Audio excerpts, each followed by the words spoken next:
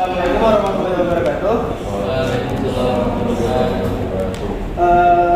Yang terhormat Profesor Dr. Insinyur Komariatus Solihah sebagai pembimbing kita dalam mata kuliah kewarganegaraan. Perkenalkan, nama saya Adi Fadilah Abidan. Saya berasal dari kelompok 6. Di sini saya sebagai moderator untuk kelompok 4 dengan tema presentasi demokrasi dalam sistem NKRI, pengaruh RKUHP dalam penerapan demokrasi Pancasila di Indonesia. Acara ini akan terbagi dalam 4 sesi. Yang pertama pembukaan, kedua penyampaian, ketiga tanya jawab, dan keempat selanjutnya silakan kelompok 4 presentasi. Dari Andi.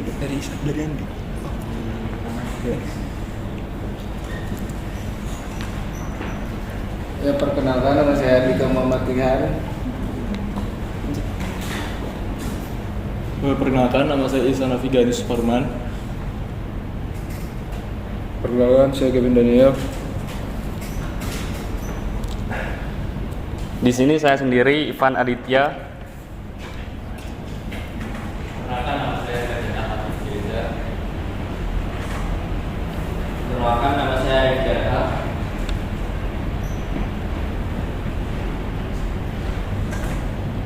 Perkenalkan, nama saya Muhammad Sandi Rahmatullah.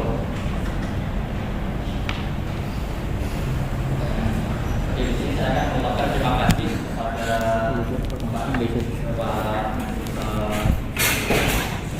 Rektor dan Wakil Rektor, sekaligus pada Bapak Dekan dan Profesor Dr. Insinyur Komariatus Solihah, AMD HYP STM Kes IPU ASEAN Eng, selaku dosen pengampu mata kuliah kewarganegaraan.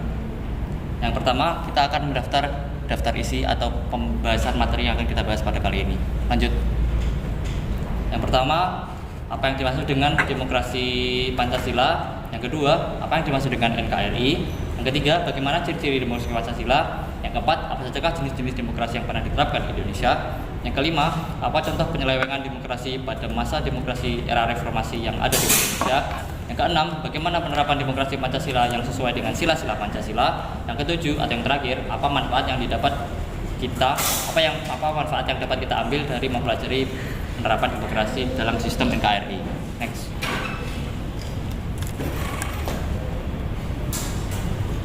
Oke, yang kedua, yang pertama, apa yang dimaksud dengan demokrasi?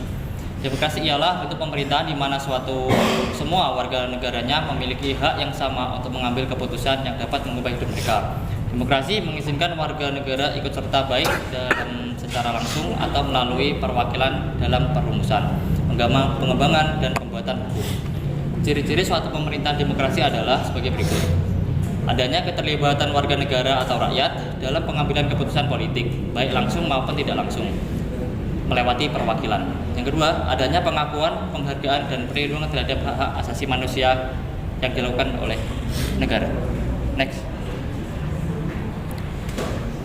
Ya, jadi jenis-jenis demokrasi yang pernah diterapkan di Indonesia sendiri itu ada 3. Yang pertama ada demokrasi parlementer atau bisa disebut juga demokrasi liberal. Indonesia menerapkan demokrasi ini pada kurun waktu 1950 sampai 1959. Nah, demokrasi liberal sendiri adalah sebuah sistem pemerintahan yang melindungi hak-hak masyarakat dari kekuasaan pemerintah.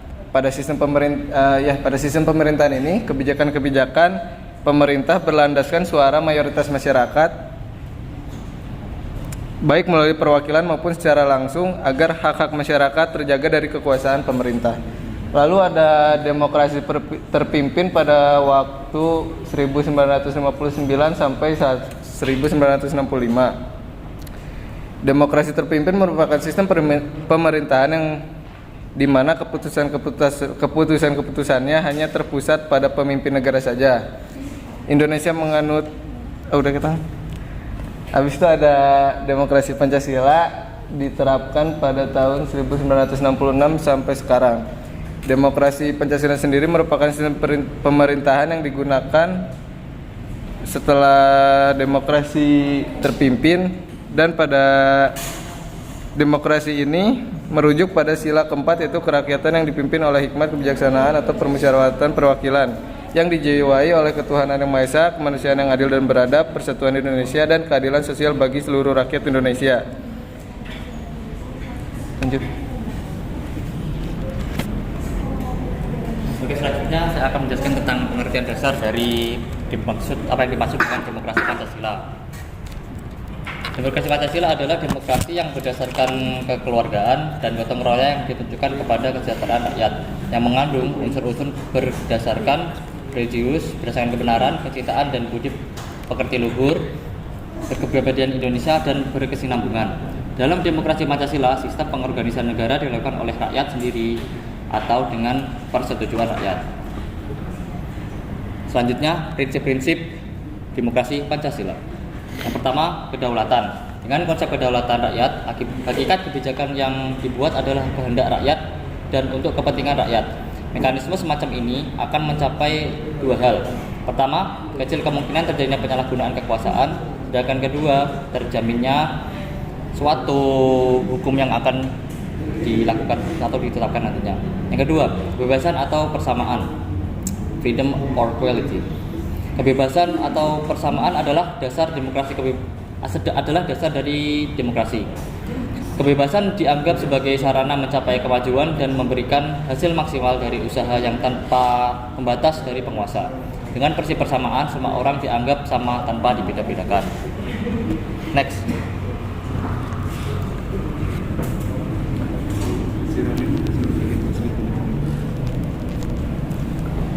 Baik, di sini kita langsung masuk ke bagian ciri-ciri dari demokrasi. Ciri yang pertama, itu menganut ketuhanan yang Maha Esa. Berdasarkan ketuhanan yang Maha Esa. Kita tahu sendiri di Indonesia itu ada diakui 6 agama ya. Dan demokrasi Pancasila adalah demokrasi yang menolak liberalisme dan sekularisme, namun menganut paham religius atau menolak ateisme. Karena pada setiap agama meyakini bahwa Tuhan itu ada dan beserta ajaran-ajarannya. Yang kedua, menjunjung tinggi hak asasi manusia atau HAM yang tertuang dalam pembukaan UUD 1945, batang tubuh UUD 1945 pasal 26 sampai 34 dan pasal 28J hasil amandemen kedua MPR. Ketiga, berkedaulatan rakyat. Sistem politik yang dianut demokrasi Pancasila berdasarkan pada kedaulatan rakyat, yaitu bersumber dari rakyat, oleh rakyat, dan untuk rakyat. Yang keempat, didukung oleh kecerdasan warga negara. Peran warga negara dibutuhkan dalam mendukung sistem demokrasi yang sehat. Peran tersebut merupakan bentuk partisipasi politik warga negara, sehingga warga negara dapat mengkritisi atau dapat menilai kinerja dari pemerintah atas suatu kebijakan yang dibuat, agar tujuannya kebijakan tersebut sesuai dan sesuai terhadap realita dalam masyarakat itu sendiri. Next. Oke, selanjutnya itu ada contoh-contoh tentang penyelewengan demokrasi di Indonesia. Yang pertama tuh ada kasus RKUHP yang sampai saat ini masih saja menimbulkan polemik sejak awal. Diajukan pada 2009 yang telah ditunda pengesahannya. Hingga sekarang kembali mencuat pengesahan RKUHP itu yang tidak banyak orang tahu apa isinya, yang dinilai dapat mengancam siapa saja dan proses pembuatannya tidak transparan. Bertentangan dengan Undang-Undang Pers Nomor 40 Tahun 1999 tentang pers. Berikut adalah pasal-pasal yang bermasalah dan dianggap mengacam kebebasan, yaitu pasal 218, 219, dan 220 tentang tindak pidana penyelenggaraan kehormatan atau harkat dan martabat presiden dan wakil presiden. Pasal 240, 241, 246, dan 248 tentang tindak pidana penghinaan pemerintah yang sah karena bersifat pasal karet. Pasal 263 dan pasal 264 tentang tindak pidana penyiaran atau penyebarluasan berita atau pemberitahuan bohong. Pasal 280 tentang tindak pidana gangguan dan penyesatan proses peradilan. Terus pasal 302, 303 dan 304 tentang tindak pidana terhadap agama dan kepercayaan. Dan selanjutnya itu pasal 351, 352 tentang tindak pidana terhadap penghinaan terhadap kuasa umum dan lembaga negara. Lalu ada pasal 440 tentang tindak pidana penghinaan pencemaran nama baik. Lalu ada pasal 437 dan 443 tentang pidana pencemaran.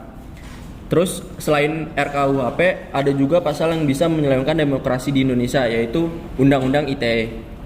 Banyak kalangan menginginkan pasal 27 ayat 3 di Undang-Undang Nomor 11 Tahun 2008 tentang informasi dan transaksi elektronik atau ITE untuk dihapus. Pasal 27 ayat 3 UU ITE itu menyebut melarang setiap orang dengan sengaja atau tanpa hak mendistribusikan dan atau mentransmisikan dan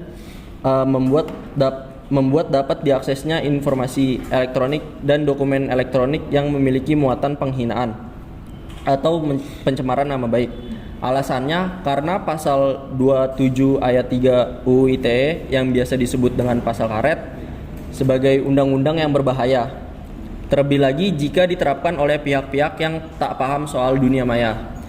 Selain itu, pasal tersebut juga bisa digunakan dengan mudah untuk menjerat orang-orang demi membungkam kritik. Lalu ada kasus penyelewengan demokrasi, itu selalu hangat dekat dengan pemilu. Dari dulu sampai detik ini masih banyak kasus money politik atau politik uang. Politik uang itu dalam pemilu sangat beragam. Di antaranya bentuk-bentuk kegiatan yang dianggap politik uang antara lain distribusi sumbangan baik berupa barang atau uang kepada para kader partai, terus penghiburan atau hiburan, terus lalu golongan atau kelompok sanksi administrasi terhadap pelanggaran tertentu, pemberian sumbangan dari konglomerat atau pengusaha bagi kepentingan partai politik tertentu dengan konsesi-konsesi yang ilegal, penyalahgunaan wewenang dan fasilitas negara untuk kepentingan dan mengundang simpatik bagi partai politik tertentu. Misalnya penyalahgunaan dana bantuan sosial atau penyalahgunaan kredit murah. Praktik money politik di negara ini dapat dikelompokkan menjadi dua tahapan, yaitu pra pemungutan suara dan pasca pemungutan suara. Pada pra pemungutan suara mulai dari seleksi administrasi, masa kampanye, masa tenang, dan menjelang pemungutan. Sasarannya adalah para pemilih, terutama mereka yang masih muda untuk dipengaruhi. Untuk tahap kedua adalah pasca pemungutan, yakni setelah pemilu berlangsung. Sasarannya adalah kalangan elit politik atau yang lebih sering terjadi adalah pada KPU sendiri. Di tangan mereka kedaulatan rakyat berada. Mereka memiliki wewenang untuk mengambil keputusan strategis. Next. Lalu, dengan mempelajari bagaimana penerapan demokrasi di Indonesia, kita sebagai pelajar dapat mengambil berbagai manfaat. Di antaranya yang pertama, dapat mengetahui bahwa demokrasi itu bisa menjamin hak-hak dasar. Yang kedua, dapat mengetahui bahwa demokrasi memunculkan rasa setara tiap warga negara. Yang ketiga, dapat mengetahui bahwa demokrasi memenuhi kebutuhan umum. Yang keempat, dapat mengetahui bahwa demokrasi dapat memberikan kebebasan bagi rakyat untuk menyampaikan pendapat. Lalu yang terakhir, dapat mengetahui bahwa demokrasi berpotensi mencegah pemerintah yang diktator.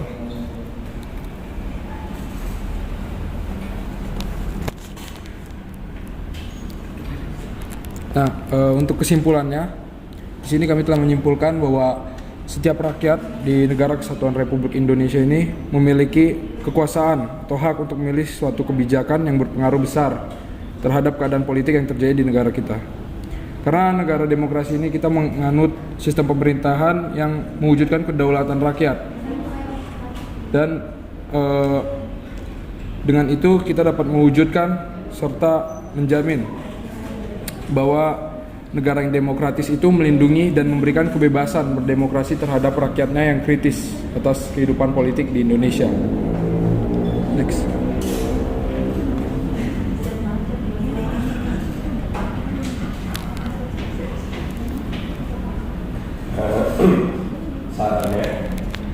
Sebagai negara yang menganut sistem pemerintahan demokrasi, pemerintah tidak semestinya egois dan gegabah dalam setiap pengambilan keputusan dan menetapkan sebuah kebijakan. Pemerintah diharapkan mampu mewujudkan pelayanan yang optimal bagi rakyatnya karena kedaulatan kekuasaan berada di tangan rakyat, untuk rakyat, dan oleh rakyat.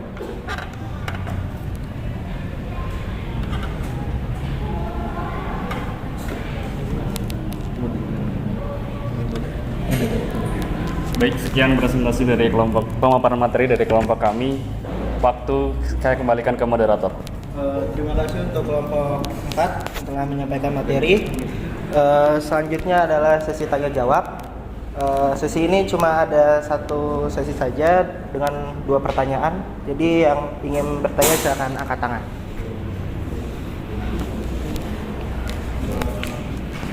Suara dijelaskan. Perkenalkan, nama saya Muhammad Adnan Khalif Nur. Saya mau bertanya tentang apa yang menjadi prasyarat utama dalam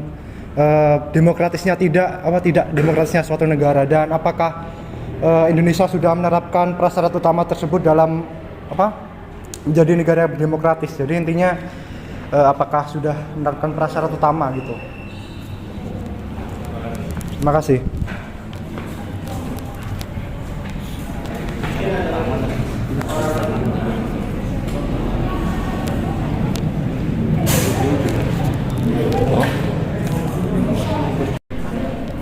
Ada yang mau nanya? Aku mau nanya. Namanya siapa? Ada. Ardan. Yuk, Tadi lanjut. itu pertanyaannya syarat utama negara demokrasi ya. Dan apakah Indonesia telah Nah, kalau untuk syarat utamanya seperti yang kita udah bahas tadi di PPT-nya itu tentunya aja pertama adanya pengakuan serta penghargaan dan perlindungan terhadap hak asasi rakyat, yang adanya persamaan juga hak bagi seluruh rakyat kita di segala bidang, terutama di sini yaitu demokrasi Pancasila, di mana negara kita, Negara Kesatuan Republik Indonesia itu berdasarkan kedaulatan rakyat, di mana pemerintah tidak bisa sewenang-wenang saja membuat satu keputusan tanpa menerima suatu masukan atau kesetujuan bersama dari rakyat juga, seperti kedaulatan rakyat. Nah, kemudian ada syarat-syaratnya lagi, yaitu ada badan kehakiman yang beradil dan tidak berpihak, kemudian pemilihan umum yang bebas, serta perlindungan secara konstitusional atas hak warga negara. Nah, itu ada beberapa sekian contohnya. Kemudian untuk pertanyaannya tadi, apakah Indonesia sudah menerapkan itu mungkin masih relatif ya,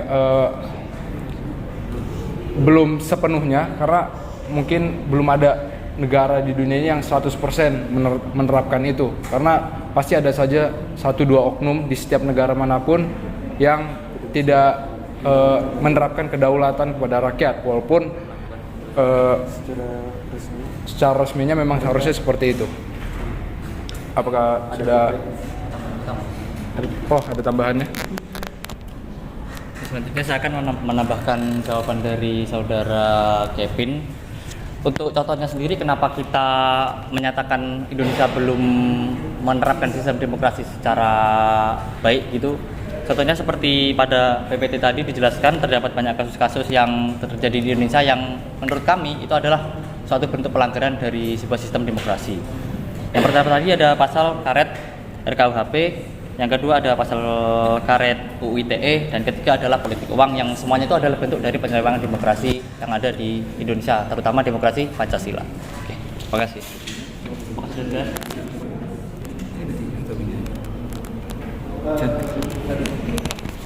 Mungkin ada yang mau nanya lagi, satu orang?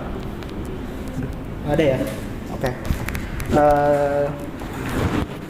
Sekian sesi tanya jawab. Selanjutnya penutup. Terima kasih atas perhatiannya. Mohon maaf bila ada kesalahan. Assalamualaikum warahmatullahi wabarakatuh. Waalaikumsalam.